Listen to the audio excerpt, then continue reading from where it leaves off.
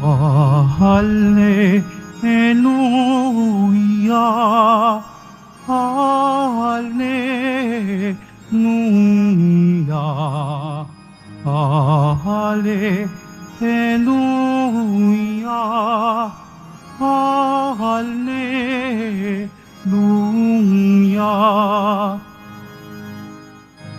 Araw ngayong gawa ng Diyos, magdiwang tayo ng nubos, purihin ng manunubos.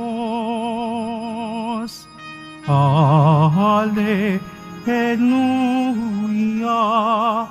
Hallelujah, Hallelujah,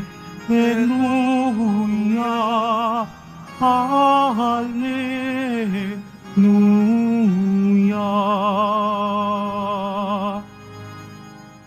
Sumainyo ang Panginoon. At sumayo rin. Ang pagpapahayag ng mabuting balita ng Panginoon ayon kay San Lucas. Papuri sa iyo, Panginoon. Nang araw ding iyon, ang dalawa sa mga alagad ay patungo sa isang nayong tinatawag na Emmaus, may 11 kilometro ang layo sa Jerusalem. Pinag-uusapan nila ang mga pangyayari. Samantalang nag-uusap sila at nagtatanungan, lumapit si Jesus at nakisabay sa kanila. Siya'y nakita nila, ngunit hindi nakilala agad. Tinanong sila ni Jesus, "Ano ba ang pinag-uusapan ninyo?" At tumigil silang nalulumbay. Sinabi ng isa na ngalay Cleophas, "Kayo lamang po yata ang dayuhan sa Jerusalem na hindi nakaalam ng mga bagay na katatapos pa lamang nangyari doon." "Anong mga bagay?" tanong niya. At sumagot sila, "Tungkol kay Jesus na taga Nazaret, isang propetang makapangyarihan sa gawa at salita, maging sa harapan ng Diyos at ng tao. Isinakdal siya ng aming mga punong saserdote at mga pinuno upang mahatulang mamatay, at siya'y ipinako sa krus. Siya pa naman ang inaasahan naming magpapalaya sa Israel. Hindi lamang iyan, 3 araw na ngayon mula nang mangyari ito, nabigla kami sa ibinalita ng ilan sa mga babaeng kasamahan namin. Maagang maaga raw silang nagpunta sa libingan at di nila natagpuan ang kanyang bangkay. Nagbalik sila at ang sabi, nakakita raw sila ng isang pangitain, mga anghel na nagsasabing, buhay si Jesus. Pumunta rin sa libingan ng ilan sa mga kasama namin at gayon nga ang natagpuan nila, ngunit hindi nila nakita si Jesus. Sinabi sa kanila ni Jesus, "Kay hahangal ninyo, ano't hindi ninyo mapaniwalaan ang lahat ng sinabi ng mga propeta? Hindi ba't ang Mesiyas ay kailangang magbata ng lahat ng ito bago niya kamtan ng marangal na katayuan?" At ipinaliwanag sa kanila ni Jesus ang lahat ng nasasaad sa kasulatan tungkol sa kanyang sarili, simula sa aklat ni Moises hanggang sa sinulat ng mga propeta. Malapit na sila sa nayong patutunguhan at si Jesus ay waring magpapatuloy pa ng lakad. Ngunit siya'y pinakapigil-pigil nila. "Tumuloy na po muna kayo rito sa amin," anila, "sapagat palubog na ang araw at dumidilim na." Kaya't sumama nga siya sa kanila. Nang siya'y kasalo na nila sa hapag, dumampot siya ng tinapay at nagpasalamat sa Diyos. Saka pinaghati-hati at ibinigay sa kanila. Nabuksan ng kanilang paningin at nakilala nila si Jesus. Subalit ito'y biglang nawala at nawika nila. Kaya pala gayon ang pakiramdam natin habang tayo'y kinakausap sa daan at ipinapaliwanag sa atin ang mga kasulatan. Nooy di tumindig sila at nagbalik sa Jerusalem. Naratnan nilang nakakatipon ng 11 at ang iba pang mga kasama nila nag-uusap-usap. Muling ang nabuhay ang Panginoon, napakita kay Simon. At Isinalaysay naman ng dalawa ang nangyari sa daan at kung paano nila siyang nakilala nang paghati-hatiin niya ang tinapay.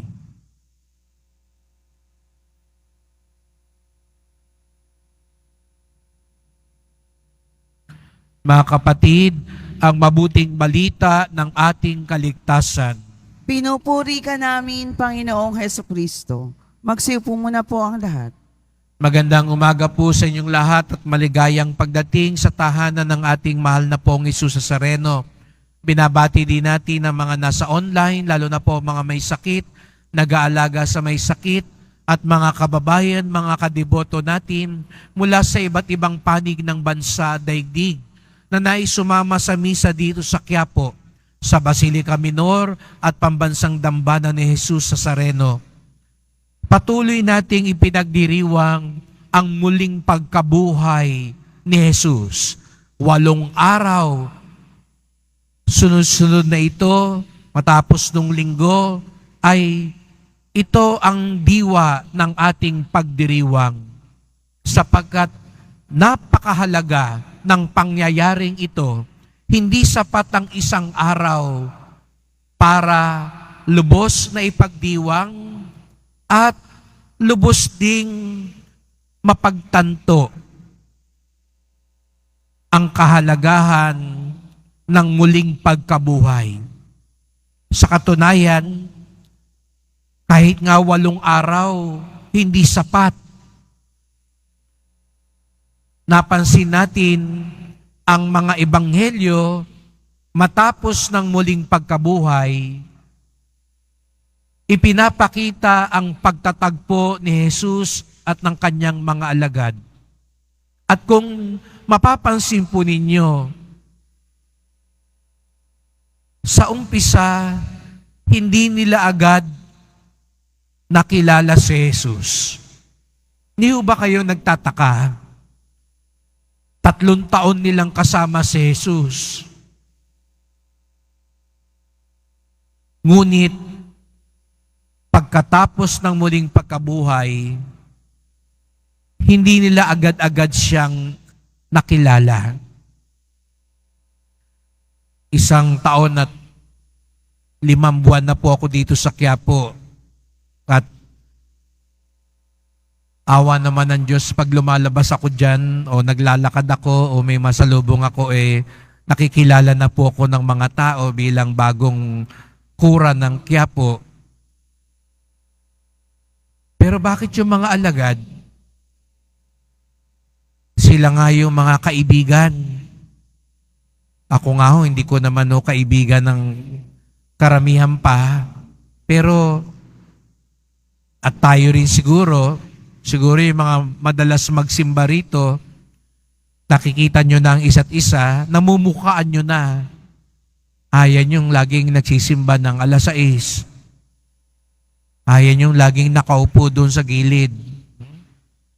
Minsan may kanya-kanya tayong pwesto. Parang may titulo na yung upuan sa simbahan. Ayan yung nagtitinda dito sa may Quezon Boulevard. Pero bakit si Jesus hindi siya nakilala, lalo na ng mga malapit niyang kaibigan? Sabi nga ng iba, nagbago rin daw ang anyo ng Panginoon dahil siya'y maluwalhati na. Ngunit naniniwala din tayo na hindi agad-agad sapagkat may mas malalim ding gustong ipahiwatig sa atin. Ang Panginoon laging kasama, ngunit hindi agad natutuklasan. Napansin niyo po yun? Kay Maria Magdalena, kay Pedro, sa mga kababaihan, sa mga alagad, at ngayon sa 2 disipulo patungong Emmaus. Sa katunayan lang, hindi sila iniwan ni Jesus. Ngunit, hindi pa rin nila agad naunawaan ano ang dulot ni Jesus. At ito'y napakagandang aral para sa ating lahat. Si Jesus ay lubhang tapat at maawain. Bagamat katulad ng mga alagad, tayo'y nagkukulang, nakakalimot, lumalayo. Yung dalawang alagad ngayon, lumalayo sa Jerusalem. At narinig natin, inaasahan nila si Jesus. Pero nung nakita nilang namatay siya, naghahalo yung kanilang pakiramdam. Mahal nila si Jesus, pero para sa kanila parang nabigo si Jesus. At ang mas masaklap, nabalitaan na nila, muling nabuhay si Jesus. Pero hindi pa rin sila maniwala. Hindi pa rin napaniwalaan, maging yung ibang kasamahan nila na nakatagpo na kay Jesus. Kaya't sila'y lumayo. Bagamat sila'y lumayo, eto si Jesus Nazareno, siya pa ang lumapit at nakilakbay sa kanila. Kaya ito yung napakagandang balita sa ating lahat. Kahit lagi kayong naririto sa Quiapo, o lumalayo man tayo sa Kanya, naniniwala ako, meron din dating mga marubdob na deboto, pero siguro nga, hindi na ibigay yung dasal. Iba yung naging sagot sa dasal. Iba ang nangyari sa kanilang buhay. Lumayo na, nagtampo na sa Nazareno. Maraming ganoon. Aanin ko pa yung nobena at misa. Hindi naman natupad yung dasal ko. Nagsyam na Biyernes din naman ako eh. Pero bakit iba ang nangyari? Katulad ng dalawang disipulo, lumayo sila. Pero alam nyo, kahit lumalayo tayo, inaabot tayo ng Panginoon. Ngunit, katulad ng nangyari sa dalawa, hari manawari maging bukas ang puso natin para mapakinggan ang Kanyang salita. Maramdaman ang Kanyang paramdam. Upang sa gayoy mabuksan ang ating mata at puso at matagpuan siya na kasama pala natin. Kaya nga't kung mapapansin ninyo, ang galaw sa paglalakbay na ito ay katulad ng misa. Nandyan ang salita ng Diyos, yung ginagawa natin ngayon, at maya-maya ang paghahati ng tinapay na gagawin natin sa altar. Sapagkat siguro nga, hindi agad makikita ng mata natin si Jesus Nazareno. Ngunit, maaari siyang makita ng puso natin. Ngayong araw na ito, gustong sabihin sa iyo ng Panginoon, hindi kita iniiwan at hindi kita iiwan. Sasamahan kita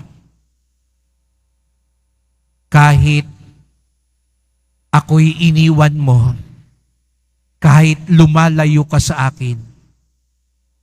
Buksan mo ang iyong puso upang sa gayoy matagpuan mo kung saan gusto kita ihatid.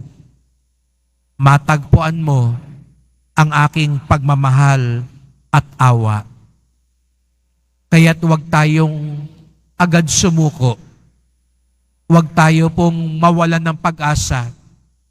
Katulad ni Pedro at ni Juan sa unang pagbasa, sabi nila, wala kaming iba, wala kaming tangan, wala kaming ibang daladala, maliban kay Jesus.